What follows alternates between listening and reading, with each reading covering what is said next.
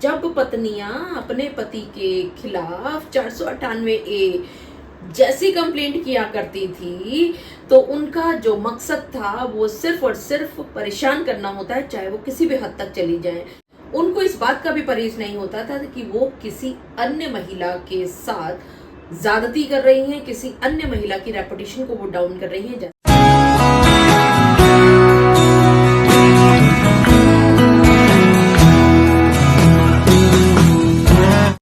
आप पति हैं और आपने अक्सर महसूस किया होगा कि आपकी पत्नी को आपको एक तरह से सजा दिलवानी थी, आपको मजा चखाना था, और उस मजा चखाने के चक्कर में उसने 498A का सहारा लिया था। और जब वो 498A का सहारा ले रही थी तो उसने ये नहीं सोचा कि किसको अपराधी बनाना है, किसको अपराधी नहीं बनाना है। उसको जिस पर गुस्सा आ रहा था, जिसको उसने परेशान करना था, उन सबका नाम उसने घसीटना शुरू कर दिया।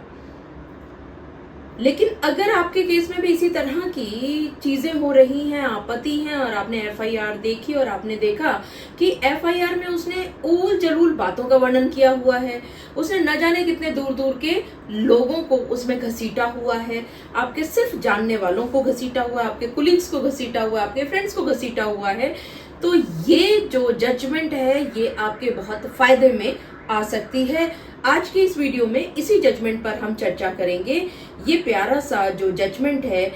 ये नागपुर बेंच मुंबई के द्वारा बहुत प्यारा एक जजमेंट पास किया गया है, अभी फिलहाल में ही 11 जुलाई 2024 को। मैं एडवोकेट मोहिनी मोना आप सभी का पुनः स्वागत करती हूं और आप सभी देख रहे हैं आप सभी का पसंदीदा चैनल मोहिनी मोना एडवोकेट। अगर आपने मेरे इस चैनल को अभी तक सब्सक्राइब ना किया हो या मेरे इस चैनल के लिए नए हैं तो इसको जल्दी से जल्दी सब्सक्राइब कर दीजिएगा, ताकि आप सभी को इसी तरह के लीगल इन्फॉर्मेटिव वीडियोस की नोटिफिकेशन सबसे पहले मिल सके।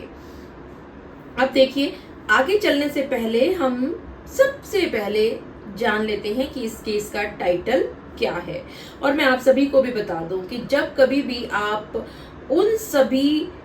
जजमेंट्स के बारे में बात करते हो या उन जजमेंट्स की आपको फ्री ऑफ कॉस्ट कॉपी चाहिए हुआ करती है, तो आप सिर्फ वीडियो नंबर बता दिया करते हो। वीडियो नंबर से आपको कभी भी कोई भी कॉपी नहीं मिल पाएगी। आपको केस का टाइटल बताना होगा, जो कि मैं हर वीडियो में बताती हूँ अगर मैंने किसी जजमेंट के हवाले से आपसे बात की है तो। Vaishali Janbaji Ganwade versus state of Maharashtra and another, ये केस का टाइटल था। और ये केस जो है वो पहुंचा है in the high court of judicature at Mumbai Nagpur bench, Nagpur के सामने। अब यहां पर होता क्या है कि एक क्वेश्चन के लिए, यानी कि जो एक FIR दर्ज कर दी गई थी इस पत्नी के द्वारा, इस पति पर भी और एक अन्य स्त्री पर भी, उसको रद्द करवाने के लिए ये जो स्त्री है जिसको जबरदस्ती लपेटा था, इस पति पत्नी की आपसी कलह के चलते इस पत्नी ने, आइए देखते और समझते हैं, बैक में चलते हैं कि ये मामला असल में है क्या। यहां पर जो नॉन एप्लीकेंट है, या ये कहें कि ये जो पति और पत्नी के बीच का जो झगड़ा चल रहा था, उसमें जो पत्नी है वो अपने पति के खिलाफ एक कंप्लेंट लॉन्च करती हैं और वो ये कहती हैं कि ये जो उसका पति है वो इस महिला के साथ मिलकर के उसको परेशान कर रहा था। वो बताती हैं इस FIR में कि इस पति और पत्नी की जो शादी हुई थी 2007 में हुई थी। इस शादी से उनको एक प्यारी सी बिटिया भी होती है, उसका जन्म होता है, एक फूल खिलता है इनके परिवार में। शुरू में जो एक इंफॉर्मेशन रिपोर्ट फाइल की थी इस पत्नी ने सिर्फ और सिर्फ अपने पति के अगेंस्ट फाइल की थी। फिर उसके बाद जब इन्वेस्टिगेशन शुरू होती है, बहुत सारी बीच में आकर के स्टेटमेंट्स दी जाती हैं, पति के द्वारा भी पत्नी के द्वारा भी। तो पत्नी आकर के कोर्ट वहां पर बताती है अपनी पुलिस अथॉरिटीज के सामने, CAW सेल के सामने, कि जो उसको प्रताड़ित करने का मुख्य कारण था इसके पति के द्वारा, वो ये था कि इसका पति किसी अन्य स्त्री के साथ संबंधों में था, और क्योंकि उसका संबंध यानी उसके पति का संबंध किसी अन्य स्त्री के साथ था, तो वो दोनों मिलकर के इस बेचारी पत्नी को सता रहे थे, परेशान कर रहे थे, टॉर्चर कर रहे थे। ऐसी एक झूठी एफआईआर दर्ज करवा दी जाती है इस पत्नी के द्वारा। यहाँ पर मैं जानबूझ करके दोनों के नाम रिवील नहीं कर रही हूं, ना तो पति का और ना पत्नी का। हालांकि ये जो जजमेंट दी गई है इसमें दोनों का नाम लिखा गया है। यहाँ पर आप सभी को ये जानना भी जरूरी होगा, जब पहले एक एफआईआर लॉन्च की गई थी तो वो सिर्फ और सिर्फ पति के खिलाफ की गई थी, लेकिन इन्वेस्टिगेशन के दौरान जब और बहुत सारी स्टेटमेंट्स आई इस पत्नी के द्वारा, इस कंप्लेनेंट के द्वारा, कि उसके पति का किसी अन्य स्त्री के साथ संबंध है, तो इस अन्य स्त्री का जो नाम है वो बाद में एफआईआर में जोड़ा गया और उसके बाद कोर्ट में चार्जशीट दायर होती है।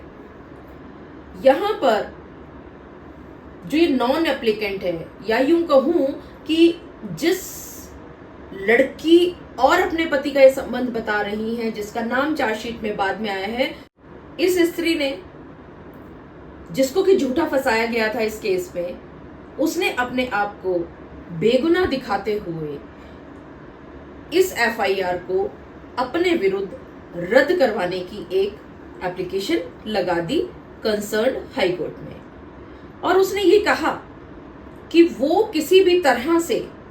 इस स्त्री के पति की रिश्तेदार नहीं है, और अगर वो रिश्तेदार नहीं है तो 498A उसके खिलाफ बन ही नहीं सकता।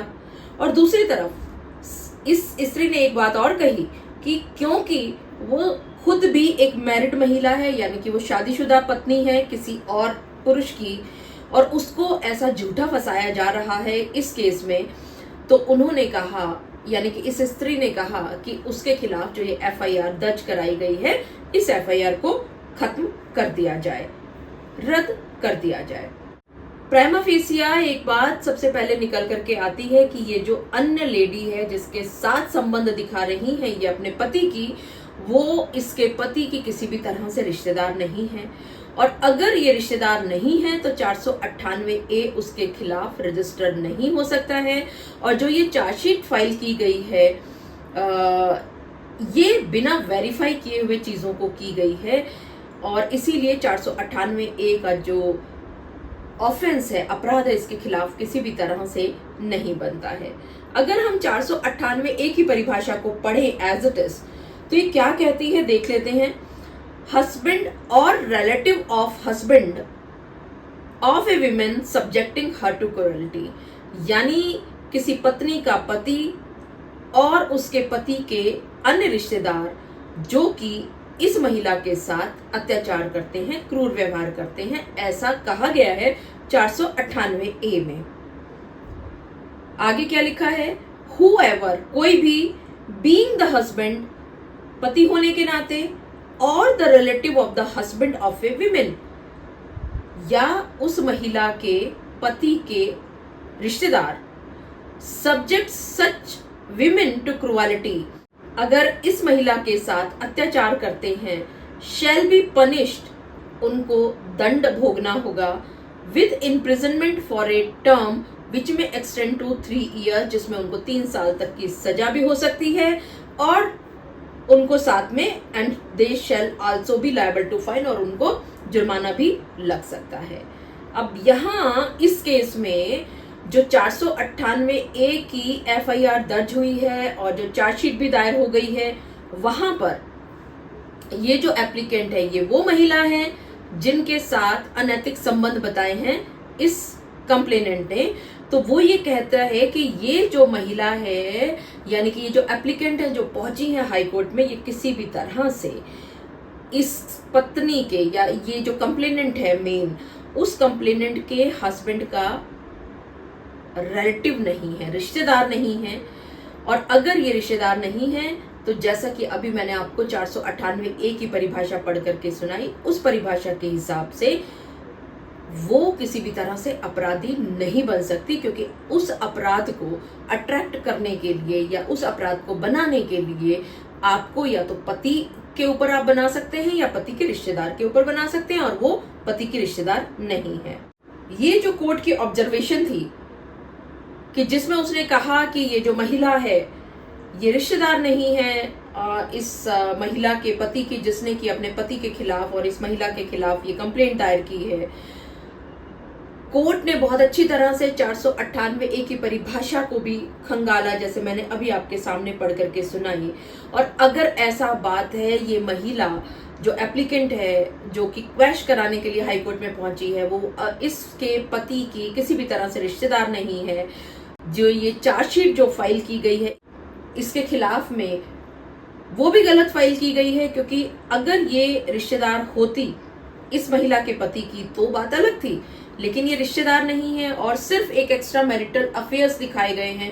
पूरी की पूरी FIR के अंदर। उससे 498A किसी भी तरह से अट्रैक्ट नहीं होती। तो इसीलिए ये जो चार्जशीट फाइल की गई है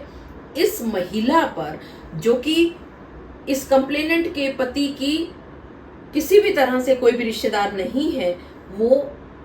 कानून के हिसाब से गैर कानूनी है। इसीलिए ये जो क्रिमिनल एप्लीकेशन इस महिला ने फाइल की थी कि उसके खिलाफ दर्ज की गई FIR को क्वैश कर दिया जाए, चार्जशीट को खत्म कर दिया जाए, क्वैश कर दिया जाए, उसको अलाउ कर दिया जाता है। और साथ ही Nagpur bench Mumbai high court अंत में आते आते कह देती है कि the chargesheet regular criminal number 1181 of 2020 pending before the learned judicial magistrate first class Chandrapur arising out of crime number 548 of 2020 for the offence punishable under section 498A of the Indian Penal Code is hereby quashed and set aside against the present applicant only। मतलब अंत में आते आते Nagpur bench Mumbai court ने बहुत clearly ये बात कह दिया कि जो जुडिशियल मजिस्ट्रेट साहब फर्स्ट क्लास के सामने जो ये चार्जशीट दायर की गई है 498A की, उसको क्वैश किया जाता है, उसको सेट असाइड किया जाता है। जितनी भी उसके अंदर जो प्रोसीडिंग्स चल रही थी उन सभी प्रोसीडिंग्स को खत्म किया जाता है, सिर्फ और सिर्फ इस महिला के खिलाफ, जो महिला इस पत्नी के पति की रिश्तेदार किसी भी तरह से नहीं थी। उसको सिर्फ परेशान करने के लिए, सिर्फ उसको उसकी रेपुटेशन को डाउन करने के लिए यहाँ पर इस कंप्लेनेंट ने घसीटा था। तो देखा आप सभी ने, अक्सर आपने देखा होगा कि जब पत्नियां अपने पति के खिलाफ 498A जैसी कंप्लेंट किया करती थी तो उनका जो मकसद था वो सिर्फ और सिर्फ परेशान करना होता है, चाहे वो किसी भी हद तक चली जाए। उनको इस बात का भी परहेज नहीं होता था कि वो किसी अन्य महिला के साथ ज्यादती कर रही हैं, किसी अन्य महिला की रेपुटेशन को वो डाउन कर रही हैं, जैसा कि इस केस में हुआ। वो महिला जो कि ऑलरेडी मैरिड थी, उस महिला को जबरदस्ती यहाँ पर घसीटा गया कि इस महिला की वजह से इसके पति इसको टार्चर करते थे। और देखिए पुलिस ने भी इन्वेस्टिगेशन कर ली और उसके बाद 498A में इस महिला को, जो कि किसी भी तरह से नहीं थी रिश्तेदार इस पत्नी के पति की, उसको भी एक अक्यूज बना डाला। मुझे पूरा विश्वास है कि आप सभी को मेरा आज का वीडियो भी बहुत अच्छा लगा होगा। और अगर आपको मेरा आज का वीडियो भी अच्छा लगा तो इसको लाइक, शेयर और कमेंट करना ना भूलिएगा। और हाँ, अगर आप मेरे इस चैनल के लिए नए हैं तो इसको जल्दी से जल्दी सब्सक्राइब कर दीजिएगा, ताकि आपको इसी तरह के लीगल इन्फॉर्मेटिव वीडियोस की नोटिफिकेशन सबसे पहले मिल सके। अपना और अपने परिवार का बहुत अच्छी तरह से ध्यान रखिएगा। Thank you, take care, bye bye.